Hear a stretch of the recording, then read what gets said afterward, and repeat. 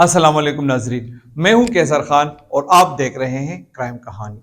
Central jail Peshawar गुज़िश्ता कई रोज से खबरों की जद में है और ज़राए ब्लाग में ये बात काफ़ी हाईलाइट भी हुई है कि सेंट्रल जेल पेशावर में कैदियों के दो ग्रुपों के दरमियान खूनरेज झड़पें भी हुई, जिनमें कई कैदी जख्मी हुए। इस सिलसिले में आईजी जेल खाना जात इरफानुल्लाह महसूद ने सहाफ़ियों से गुफ्तगू भी की। उन्होंने अपनी गुफ्तगू में इन झड़पों को नहायत ही मामूली नौयत की हाथापाई करार दिया और कहा कि जख्मी होने वाले कैदियों को बहुत मामूली नौयत की चोटें आई हैं। उन्होंने क्या कहा, आइए जरा देखते हैं। जेल में दो हार्डकोर क्रिमिनल्स मौजूद थे, दो ग्रुप्स थे, तो इनकी अक्सर एक दूसरे के साथ क्लैशेस होते रहते थे। आज जो लड़ाई वगैरह जो भी थोड़ी सी उनकी स्कफल हुआ है वो मामूली नौयत के हैं, उसमें किसी हथियार या किसी तेज़दार आली किसी चीज़ का इस्तेमाल नहीं हुआ।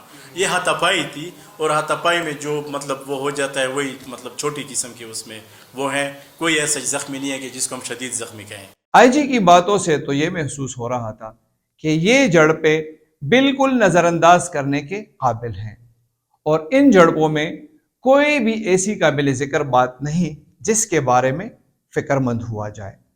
लेकिन इन्हीं झड़पों के हवाले से ये खबर भी जेल हुकाम के इल्म में होगी कि एक कैदी के कान भी काटे गए, जबकि तशवीशनाक हालत में अस्पताल में एक कैदी को लाया गया।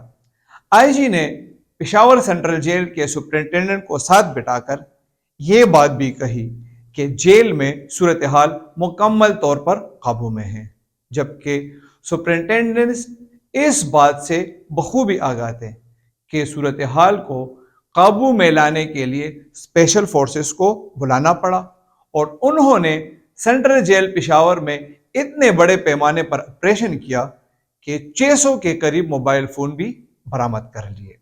मंशियात और दीगर ममनुआ अशिया के हवाले से तो कोई रिपोर्ट सामने नहीं आई, लेकिन इन अशिया की मौजूदगी को खारिज अज इम्कान कैसे करार दिया जा सकता है जब एक मेंबर सूबाई assembly on the floor of house कहते हैं कि उन्हें जेल से एक उजरती कातिल फोन करता है। लिटरली घंटे बाद उसकी फोन आती है जेल से मुझे कि आप बराए मेहरबानी इस एसएचओ साहब के खिलाफ कोई कार्रवाई ना करें और एसएचओ के साथ मसला सुलझाने की तनबी करता है। अगर ये वाकया इतना ही मामूली और अंदर नज़रअंदाज करने के काबिल होता तो आईजी को क्या ज़रूरत पड़ी थी कि वो इस हवाले से सहाफ़ियों के साथ बाकायदा एक नशस्त रखते और जेल के इस ख़ास वाक़े के हवाले से सवालात को लपेट कर दीगर उमूर के बारे में लबकुशाई करते। ये बात अफसोसनाक है। इस वक्त मुल्क बहुत सारे बहरानों की जद में है। आईजी जेल खानाजात की जानिब से बकौल उनके मामूली वाक़े को बुनियाद बनाकर प्रेस कॉन्फ्रेंस करना किसी भी तौर काबिल तारीफ अमर नहीं कहलाया जा सकता, और वो भी एक ऐसी सूरत हाल में जब कौमी सलामती कमेटी जेलों से कालअदम और अस्करी तंजीमों के कारकुनों की रिहाई की वजह से मिलिट्री ऑपरेशन की मंजूरी दे चुके हैं। उनकी इस प्रेस कॉन्फ्रेंस ने पेशावर सेंट्रल जेल की सिक्योरिटी के हवाले से सवालात उठा दिए हैं। इसी तरह सूबाई महकमा दाखिला को भी इस अमर का नोटिस लेना चाहिए कि अगर प्रेस कॉन्फ्रेंस ज़रूरी हो तो किस सतह के अफसर को इस अमर की इजाज़त होनी चाहिए। बहरहाल इस अमर की वजाहत हर सूरत देना जेल हुकाम का फ़र्ज बनता था कि जेल से 600 के करीब मोबाइल फ़ोन कैसे बरामद हुए और ये जेल के अंदर कैसे पहुंचे। अगर मेंबर सूबाई असम्बली की इस बात को संजीदगी से लिया जाता जो उन्होंने अपने ऐवान को बताई थी तो शायद हालात की इस्लाह का कोई ना कोई सामान हो जाता।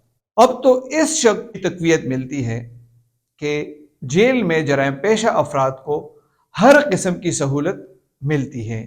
उन्हें जराइम के लिए रीग्रुप होने का मौका मिलता है और ऐसा माजी में हो चुका है जब कारचोरों के एक ग्रोह ने मुनज़्ज़म अंदाज में कार्रवाइयों का आगाज सेंट्रल जेल पेशावर में रीग्रुप होकर किया था اور یہ زیادہ پرانی بات نہیں، کہنے والے تو جیل کے اندر کے حالات کے حوالے سے ایسے انکشافات کرتے ہیں کہ صورتحال فلمی نظر آتی ہے، لیکن جیل حکام کو سنجیدگی سے ایسے اقدامات کی ضرورت ہے کہ جیل صحیح معنوں میں کریکشن سینٹر کی صورت ابھرے۔